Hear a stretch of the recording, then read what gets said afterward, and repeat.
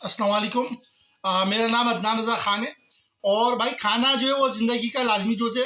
और खाने में ये कि आपको वीडियो बनाने का मकसद आज ये है कि अगर आप खाना बनाना सीखना चाहते हैं या फिर आपको कुकिंग का शौक़ है और आप कुकिंग में अपनी निखार ज़ायका लाना चाहते हैं तो हमारी एक फ़ॉलोअर हैं और बड़ी अच्छी फ़ॉलोअर है मेरे पेज की, अदनान रज़ा ख़ान की।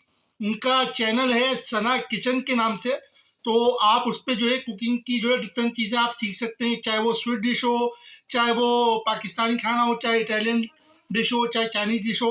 तो आप उस पे जाकर सीख सकते हैं। तो क्योंकि खाना जो है भाई ज़िंदगी में खाने में जब टेस्ट ना हो तो मज़ा नहीं आता है। तो आप जो है मैं चैनल का लिंक जो है वो अपने वीडियो में शेयर कर रहा हूँ। तो आप उनके चैनल को लाज़मी सब्सक्राइब करें। सना किचन के नाम से उनका चैनल है। और एंजॉय करें, कुकिंग एंजॉय करें, बनाना सीखें खाना। और जो खुद भी लज़ीज़ खाएँ और दूसरों को भी लज़ीज़ खिलाएँ, अपने मेहमानों को भी लज़ीज़ खिलाएँ। जज़ाकल्लाह, अल्लाह हाफ़िज़।